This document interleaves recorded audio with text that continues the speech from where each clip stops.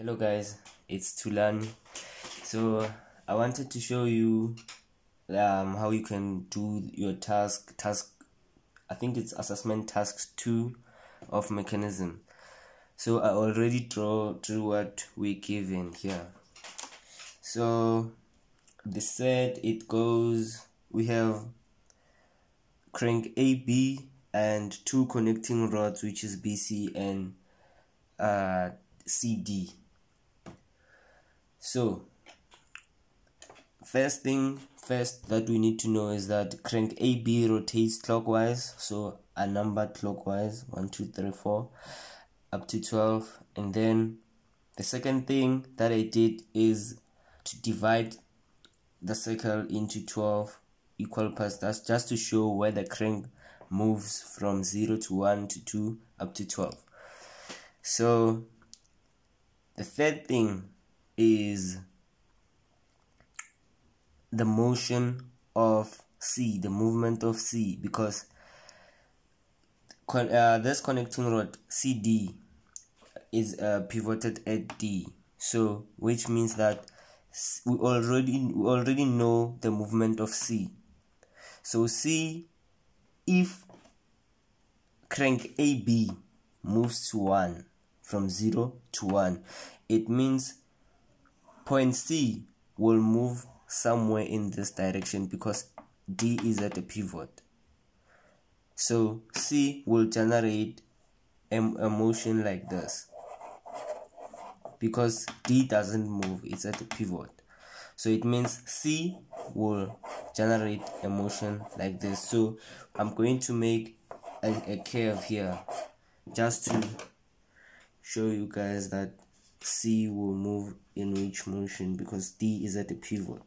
So we'll just the measurement is 80 CD is 80, so we'll just make a curve there just to show you the movement of C. So now moving with steps is crank AB will move from 0 to 1 because it moves clockwise, so it will be from 0 to 1. So we'll have to also show where C will be if crank AB moves to 1. So if this crank AB moves here, what will happen with this connecting rod? Because we know that D, there won't be any movement at D because D is at a pivot. But what will happen with this connecting rod and this one? So we need to know where will this point be in the curve. So how will we do that? We're going to take our compass and measure this distance BC, which is 130.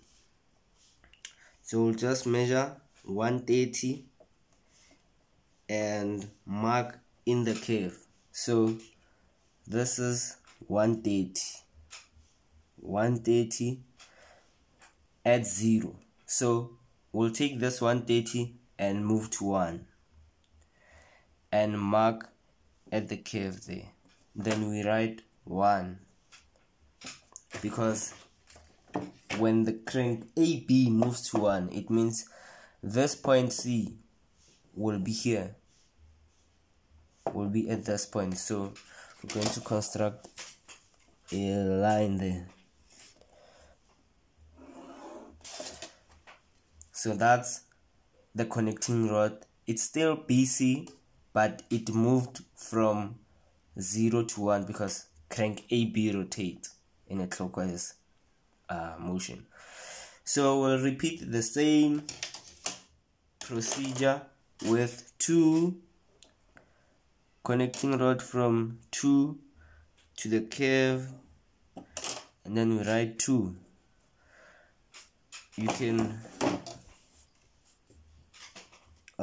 draw the line,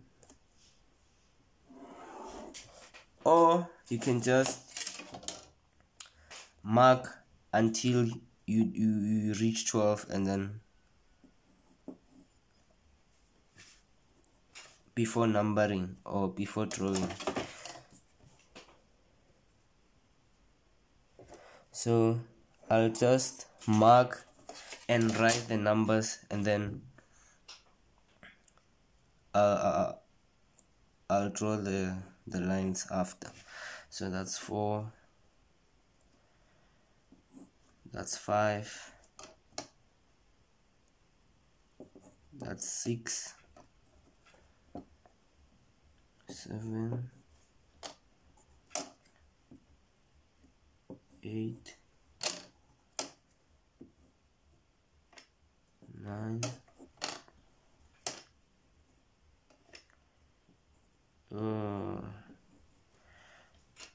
10 there, 11, and then 12.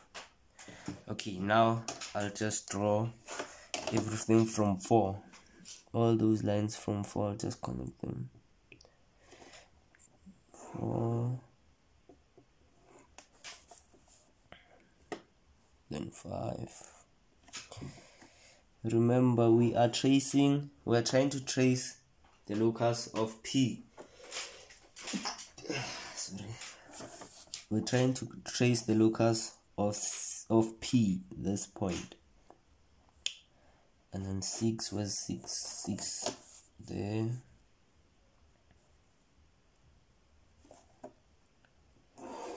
6, then 7, then there's 8,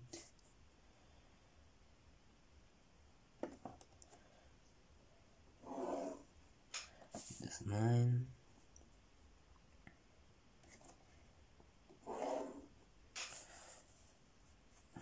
9 and 10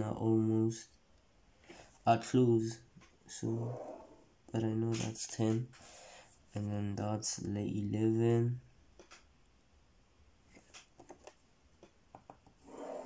and then back to 12. Now done with the curve. Now we need to plot the locus of P. So we'll take the measurement BP. We'll take the measurement BP. That's BP, because we're tracing BP. So okay, starting from 1, you need to be careful. You need to be careful with 1, with these numbers, these lines. So that's 1. You move to 2. That's 2. That's 3. That's 4.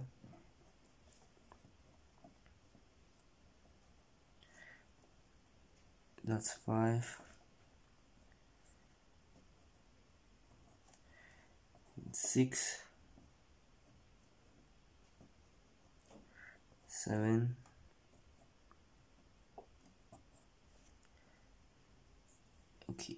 8,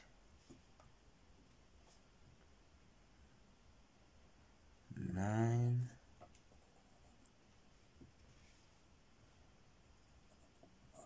10, 11, and then 12 at P. So that will be the locus of P.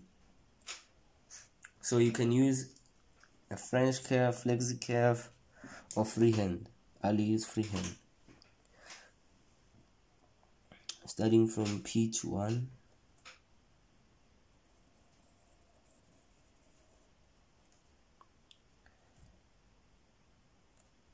Wait, it was 2. Okay. That's 2.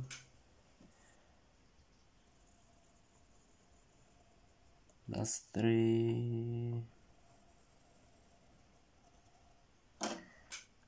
That's 4, that's 5,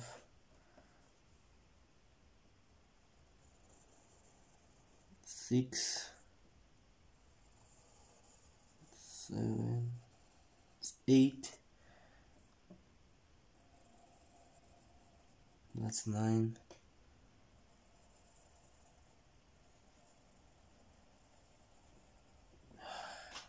there we go. That's it.